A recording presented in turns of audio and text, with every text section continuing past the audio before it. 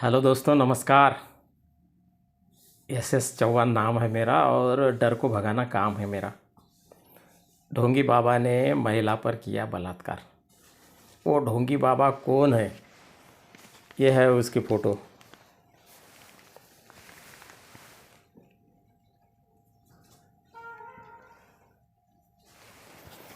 यह घटना महाराष्ट्र के अमरावती ज़िले की है दोस्तों। तहसील का नाम है तिवसा, गांव का नाम है मारडी। 15 साल पहले सुनील कवलकर नाम के एक व्यक्ति ने वहाँ पर मारडी गांव में एक आश्रम बनाया था और इसने अपना नाम बदल दिया और नाम रख लिया गुरुदास। वहाँ पर एक इस प्रकार का काम करता था, बहुत से लोगों को पता नहीं है। कोई व्यसन मुक्ति या कुछ काम करता था। तब तक के ठीक रहा। सरकारी ज़मीन पर उसने अपना आश्रम बनाया था। तहसील कार्यालय में इसकी जानकारी भी है, लेकिन अतिक्रमण हटाने के लिए सरकार ने क्या कदम उठाए पता नहीं है दोस्तों। 15 साल पहले यदि इसके ऊपर कार्रवाई होती, उस आश्रम को हटा दिया गया होता, तो वो एक से बढ़ के एक कारनामे नहीं करता। कुछ महीने पहले भी उसने एक कारनामा किया, उससे वो और फेमस हो गया। गर्म तवे पर बैठने का कारनामा किया था उसने। लंबा लोहे का गर्म तवा था, उसके ऊपर वो बैठता था। नीचे से अंगार जलाया जाता था, उसके चेले जलाते थे अंगार, अग्नि थोड़ा सा, और वीडियो बना दिया। इधर उधर वो चेलों को गाली भी देता था। फेमस हो गया। अब कौन किस कारनामा से फेमस हो जाएगा हमारे देश में कोई बता नहीं सकता। वो कारनामा कोई भी कर सकता है। अंधश्रद्धा निर्मूलन समिति ने भी इसका भंडाफोड़ किया था, चुनौती दी थी। उसके बाद में वो वहाँ पे रुका नहीं, वहाँ से भाग गया था।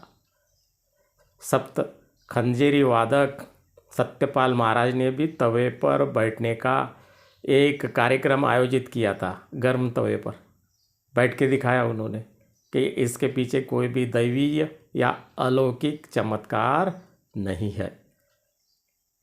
फिर भी उसके ऊपर कोई कार्रवाई नहीं हुई। उसकी हिम्मत बढ़ गई और वो भी गलत काम करने लगा। जबलपुर की एक महिला अपने पति को लेकर के उसके आश्रम में पहुंची। तब उस महाराज ने, गुरुदास ने कहा उसको कि आपको यहाँ पे आश्रम में रहना पड़ेगा कुछ दिनों के लिए। महिला को लगा कि कोई बात नहीं है, मेरे पति यदि बीमारी से ठीक हो जाएंगे तो मैं रहने के लिए तैयार हूँ। कुछ दिनों के बाद में मौका देखकर उस गुरुदास ने उस महिला के ऊपर बलात्कार किया और वीडियो भी बनाई। वीडियो सर्कुलेट कर दी, वायरल कर दी। महिला की बदनामी होने लगी। महिला घबरा गई। उसने वहाँ के कुहा पुलिस थाने में शिकायत दर्ज कराई।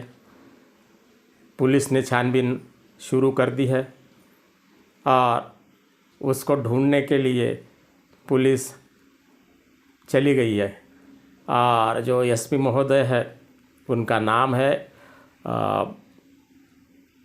विशाल आनंद। विशाल आनंद जो एसपी साहब है, उन्होंने कहा कि बदमाश को पकड़कर सबक सिखाया जाएगा, उसके ऊपर कड़ी कार्रवाई होगी। दोस्तों, समय रहते ही यदि बुआ बाबा अपू टापू खिसे कापू इस प्रकार के इनके ऊपर यदि सरकार कार्रवाई करती है तो इनके हौसले बुलंद नहीं हो सकते हैं, क्योंकि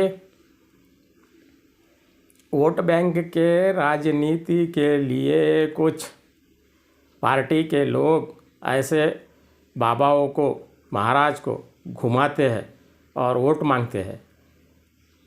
बाबा के जो भी चेले हैं पार्टी को वोट देते हैं और ये चुन के आ जाते हैं। इसलिए इनकी हिम्मत बढ़ गई है बाबा लोगों की। अखिल भारतीय अंधश्रद्धा निर्मूलन समिति 1982 से लगभग आज 41 साल हो चुके हैं। यही बताती है कि हमारा किसी भी धर्म या ईश्वर इसके खिलाफ काम नहीं है। लेकिन धर्म और ईश्वर के नाम से जो बुआ बाबा और बदमाश लोग समाज को बेवकूफ़ बनाते हैं, लूटते हैं, महिलाओं के ऊपर अत्याचार करते हैं, उनके खिलाफ हमारी लड़ाई है दोस्तों। ऐसे बाबाओं को पकड़ना पड़ेगा, कार्रवाई करनी पड़ेगी। ये काम सरकार का है। जनता का भी जो काम है वो इस प्रकार से है कि जहाँ पर भी ऐसे आश्रम है, धार्मिक स्थल है, डेरे है, दरगाह है, वहाँ पर जाकर के छानबीन करनी चाहिए। वहाँ पर क्या चलता है, किस प्रकार से वो लोग व्यवहार करते हैं, ये देखना चाहिए और उचित कार्रवाई करना चाहिए। इस दुनिया में ये ढोंगी, पाखंडी, षड्यंत्रकारी लोग इसी प्रकार से आप अपना अपना काम कर रहे हैं। महान लेखक, विचारक प्रके अत्रे जी ने कहा था, वृक्ष तेथे छाया आणि बुवा तिथे बाया। इसका अर्थ यह है दोस्तों कि जिस प्रकार से वृक्ष की छाया होती है और जहाँ पर भी ये बुआ बाबा महाराज ये लोग रहते हैं, वहाँ पर महिलाओं की भीड़ रहती है और इनकी नज़र महिलाओं के ऊपर रहती है। महिलाओं के ऊपर ये अत्याचार करते हैं, बार बार अत्याचार करते हैं। महिला किसी को बता नहीं सकती है, वो बाबा उसको ब्लैकमेल करते हैं। जिस प्रकार से इस सुनील ने ब्लैकमेल किया था। 15 साल पहले ये मजदूरी करता था और आश्रम का मालिक बन गया, नंबर 2 का काम करके। इसलिए समाज ने भी जागरूक होना चाहिए। अपने बहू बेटियों को, पत्नी को ऐसे आश्रमों में नहीं भेजना चाहिए। इसलिए यह कहा जाता है कि बुवा बाबांचा संग नको आता, देतील गोता अखेरीस। अब ये सुनील तो पकड़ा जाएगा और बच के तो कहीं जा नहीं सकता, पुलिस के हाथ लंबे होते हैं। एसपी विशाल आनंद जी ने कहा है कि तवे पे बैठने का उसका कारनामा, उस वक्त की जो भी बातें हैं और ये केस, दोनों कड़ाई से पूछताछ करके उसको जेल में डाला जाएगा। अब देखते हैं आगे क्या होता है।